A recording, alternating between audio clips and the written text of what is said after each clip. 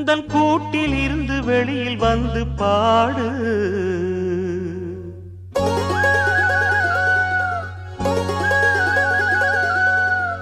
கேட்டு அதைத்தான் கேட்டு மெல்ல திரும்பும் எனது தாயின் பழைய நினைவு.